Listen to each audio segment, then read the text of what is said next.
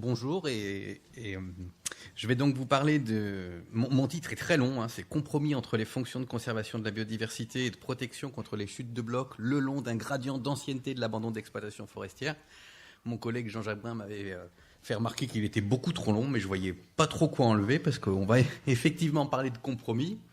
On va parler de deux fonctions clés qui sont la conservation de la biodiversité et la protection contre les chutes, contre les risques naturels en se plaçant dans le risque naturel prépondérant en forêt de montagne qui est les chutes de blocs.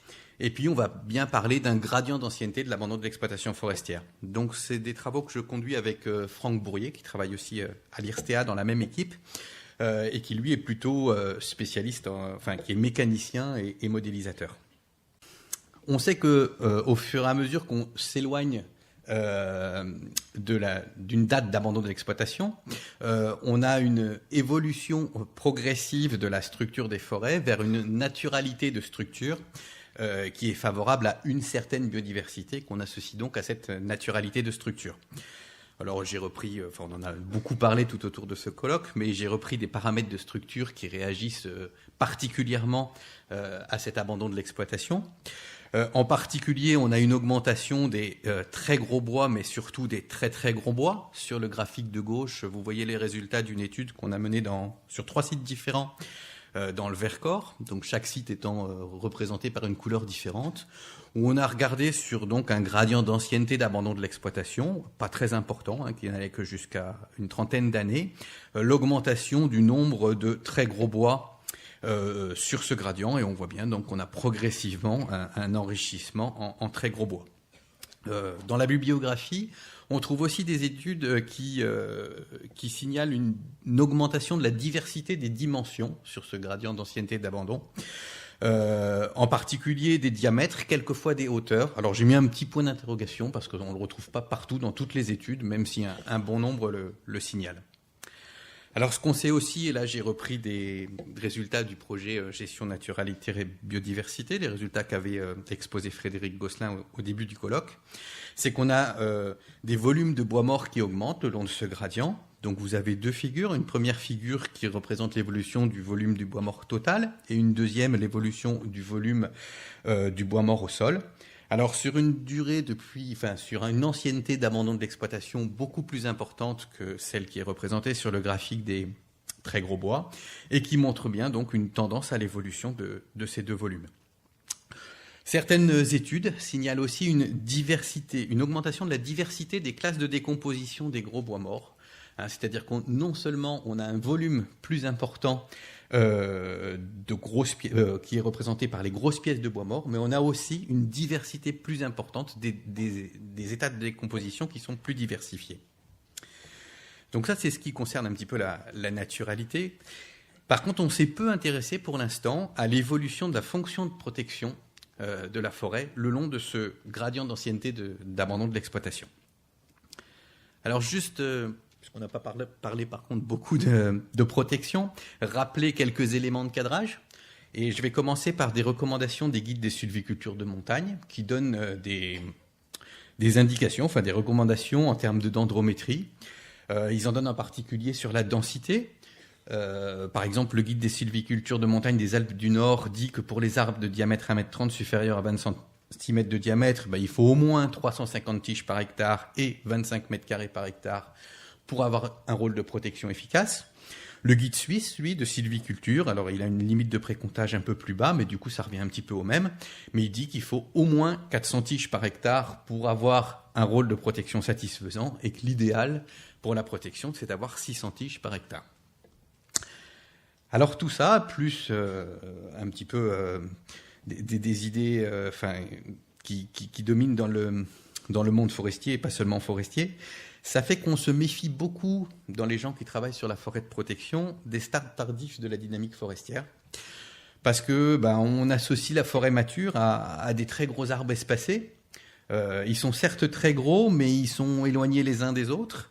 Et puis entre ces gros arbres espacés, dans l'imaginaire, on a plutôt des zones vides.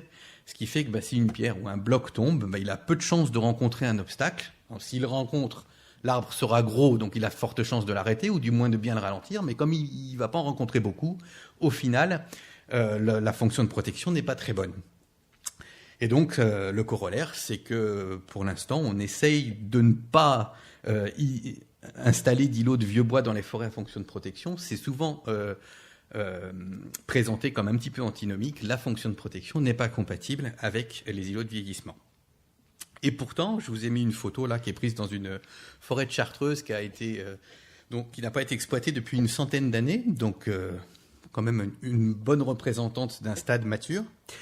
On voit que certes, on a des gros bois, bon, ils sont pas si espacés les uns des autres, et puis qu'entre ces taches des gros bois, on a des taches de régénération qui commencent à grandir, donc avec des petits arbres qui sont encore petits, mais des petits arbres assez nombreux, et puis surtout, on a beaucoup de bois morts.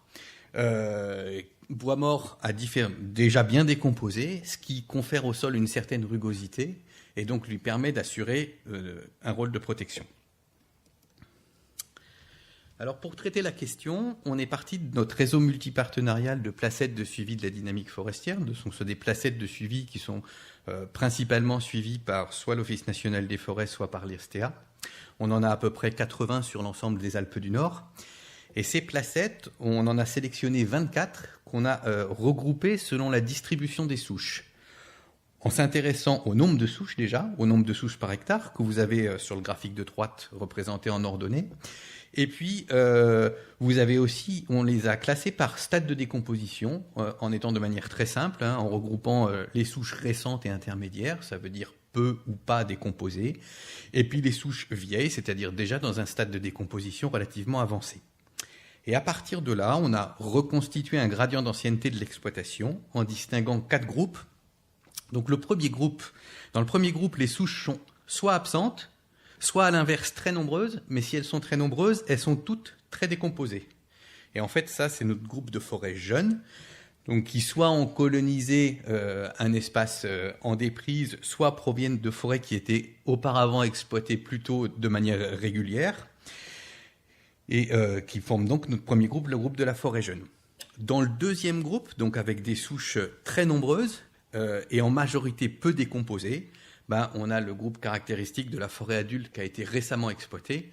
Je précise que là, dans le contexte de la forêt de montagne et de nos placettes, on est dans un contexte de gestion en futaie irrégulière, donc des souches très nombreuses et peu décomposées. Et puis, dans le troisième groupe, on a des souches qui sont toujours nombreuses, mais qui sont, elles, par contre, en grande majorité assez décomposées. Donc, on est dans le cas de la forêt adulte anciennement exploitée. Et dans le dernier, on a des souches absentes ou éventuellement très peu nombreuses et toutes très décomposées. Et donc, on a associé ce groupe au groupe des forêts matures. Alors, quelques données sur la dendrométrie de ces groupes. Donc, à chaque fois, si vous progressez en colonne, vous irez du groupe de la forêt jeune jusqu'à la forêt mature, donc en passant par l'adulte récemment exploité et puis l'adulte anciennement exploité. Et puis, différentes caractéristiques dendrométriques. Et donc là, j'ai repris la distribution des diamètres des arbres par catégorie de grosseur. PB, c'est petit bois. BM, c'est bois moyen. GB, c'est gros bois. Et puis, en dessous, la densité. Et encore en dessous, la surface terrière. Donc, pour le premier groupe, la forêt jeune, il se distingue par cette densité, qui est particulièrement importante, puisqu'on a plus de 800 tiges par hectare. Une structure diamétrique qui est encore très largement dominée par les petits bois et les bois moyens, et une surface terrière qui, même si elle est relativement faible, non, c'est pas une surface terrière faible, mais une surface terrière qui est quand même relativement importante, au contraire, due à la densité. Un groupe qui se caractérise, qui se différencie des trois autres. En particulier, sur l'ensemble des paramètres, c'est la forêt adulte récemment exploitée, avec une densité relativement faible, de l'ordre de 300 tiges par hectare, une surface terrière de 36 mètres carrés par hectare, et puis une distribution diamétrique relativement équilibrée entre les 3 classes de grosseur, petit bois, bois moyen et gros bois. Et donc on peut remarquer que dans ce groupe-là, on est descendu en dessous des préconisations des recommandations du guide des sylvicultures de montagne en termes de densité pour un rôle de protection efficace. Le groupe de forêts adultes anciennement exploitées, la densité a déjà bien réaugmenté, puisqu'on est à plus de 520 tiges par hectare. à la fois par une augmentation des bois moyens et des gros bois, mais surtout parce qu'on a reconstitué un stock de petits bois importants. Donc la surface terrière a aussi augmenté. Et puis la forêt mature qui ressort, elle, par une surface terrière particulièrement importante, donc de 62 mètres carrés par hectare. Et puis toujours une augmentation perceptible quand même, en particulier au niveau des gros bois et des petits bois. Alors les indicateurs de naturalité qu'on a choisis sur ce gradient d'ancienneté d'abandon de l'exploitation, en ce qui concerne les bois vivants, c'est la diversité des diamètres, donc le nombre moyen de classes de diamètre qu'on rencontrait dans chaque groupe, en distinguant 9 classes, et puis la surface terrière des très très gros bois, en considérant dans notre cas que les très très gros bois, on les définissait à partir de diamètres à 1,30 m qui étaient supérieurs ou égal à 77,5 cm. En ce qui concerne le bois mort, donc on a calculé des volumes de bois mort, à la fois le volume de bois mort sur pied et le volume de bois mort au sol, et puis on avait aussi distingué en fonction des dimensions, les volumes de branches, les volumes de billons. On s'est intéressé au volume des souches, mais ça je les ai déjà présentés. Et puis on a travaillé sur la diversité des stades de décomposition du gros bois mort au sol, c'est-à-dire des pièces de plus de 30 cm de diamètre, ce qu'on appelle les billons. Et on a calculé le nombre moyen de stades de décomposition en distinguant de manière très schématique 3 stades, donc pas décomposé, un peu décomposé et très décomposé. Pour ce qui concerne le rôle de protection contre les risques naturels, on a utilisé un modèle de propagation des blocs qui est développé par l'équipe. Donc c'est un modèle qui est inspiré d'un modèle qui s'appelait Roquefort, et dans lequel la trajectoire d'un bloc sur un versant donc, est modélisée par une succession de vols libres des blocs et puis d'impacts sur le sol et sur les arbres. Alors, pour être un peu précis sur les conditions de modélisation, le modèle lâchait 1000 blocs à l'intérieur de chaque placette, donc chaque placette représentative d'un groupe. On a testé 2 tailles de blocs, des blocs de taille de rayon 1 mètre cube, de volume 1 mètre cube et des blocs de volume 2 mètres cubes. Et on a choisi comme indice de protection la distance à laquelle 80% des blocs qui avaient été lâchés étaient arrêtés. Donc ça veut dire que la distance où on n'avait plus que 20 000 blocs qui passaient. Alors les particularités du modèle, c'est d'intégrer les arbres, en particulier les impacts de blocs avec chaque arbre, sachant que l'énergie dissipée dépend du diamètre à 1,30 m de l'arbre et de l'espèce. Et puis, ça c'était déjà classique depuis assez longtemps, les nouveautés, c'est qu'on intègre les souches et qu'on intègre les billons. Donc on intègre les éléments de bois mort, sachant que pour chaque élément de bois mort, l'énergie dissipée est fonction de sa taille et fonction de son état de décomposition, et ça joue sur ce qu'on appelle le coefficient de restitution normale, qui est le rapport des vitesses avant d'avoir impacté, avant l'impact ou après l'impact. Et donc ce rapport est différent en fonction de l'état de décomposition. Là, les 3 chiffres que je vous ai mis, c'est pour quand c'est peu décomposé, le rapport est de 0,65. Quand c'est moyennement décomposé, c'est de 0,4. Et quand c'est très décomposé, c'est 0,15. Alors, quelques résultats en ce qui concerne la naturalité, donc le long de ce gradient d'ancienneté d'abandon de l'exploitation.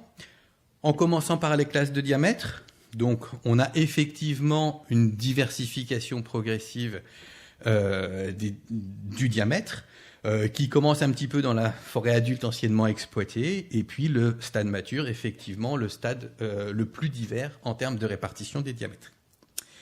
En ce qui concerne la surface terrière des très très gros bois, donc on était assez exigeant, on voulait plus de 77,5 cm de diamètre, il n'y a que dans le stade de forêt mature qu'elle devient vraiment importante, puisqu'on a de l'ordre de 15,5 m² par hectare dans ce stade. Elle est très faible dans les autres stades, et en particulier dans le stade adulte, on peut penser que c'est lié au commencement du processus de vieillissement.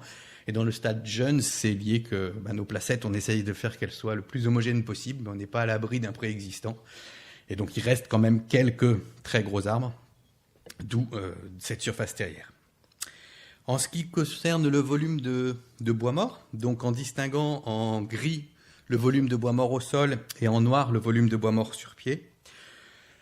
Alors le stade qui ressort, c'est la forêt mature, même si on n'atteint pas des chiffres très importants. En moyenne, sur les 6 placettes qu'on a dans ce stade-là, on est à un peu plus de 30 m³ par hectare de bois mort, ce qui est vraiment pas très très avancé en termes de maturité. Mais enfin, il ressort vraiment de manière significative par rapport aux 3 autres stades. Les 3 autres stades ont des volumes de bois mort qui sont assez comparables finalement, mais pas du tout de même nature. Le stade forêt jeune, c'est principalement du bois mort sur pied, et ça correspond à la fin de la phase d'auto-éclaircie. Le stade adulte récemment exploité, c'est principalement du bois mort au sol. Dans les conditions d'exploitation de forêt de montagne, il y a quand même pas mal de bois mort qui restent au sol juste après l'exploitation. Et puis ensuite, ça se rééquilibre dans le stade de forêt anciennement exploité. Et puis en ce qui concerne les classes de décomposition, on se rend compte que le stade qui ressort le plus, finalement, c'est le stade de forêt adulte récemment exploité. C'est lui qui a la plus grande diversité en stade de décomposition. Il n'a pas le plus gros volume, mais en fait, il a un apport régulier suite aux résidus d'exploitation donc, qui sont laissés à chaque exploitation, un apport régulier, ce qui fait que presque les 3 classes sont presque toujours représentées dans ces placettes, alors qu'elles ne sont pas forcément dans les autres. Alors si on s'intéresse maintenant à la fonction de protection, et donc en se plaçant dans le premier cas où on a fait des simulations sans prendre en compte le bois mort.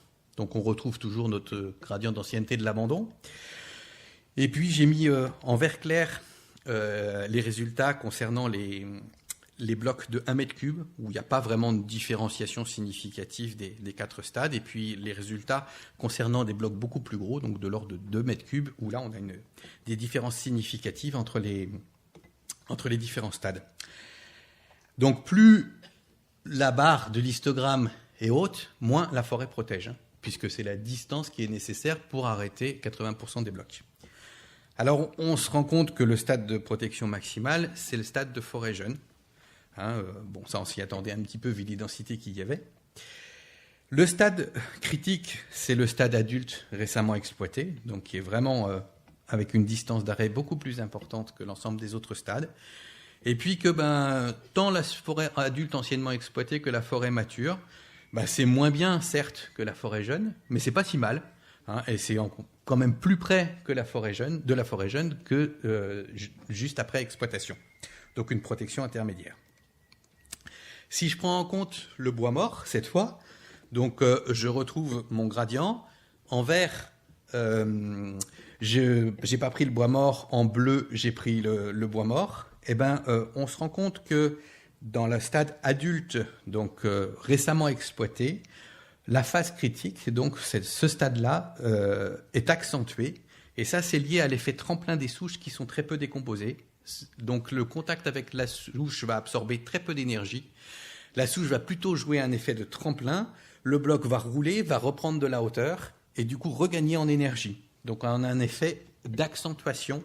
La souche a un effet négatif sur la fonction de protection. J'ai mis la photo à côté pour montrer que c'est pour ça qu'on encourage très fortement dans les fonctions à forêt de protection le maintien de souches hautes pour que le bloc ne vienne pas rouler sur la souche mais se coincer derrière la souche. Par contre, donc cet effet tremplin diminue avec l'avancée de la décomposition quand on a surtout des souches mais qui sont très décomposées, où là on va quand même avoir un effet amortissant important, on ne retrouve plus de manière significative d'augmentation de la distance d'arrêt.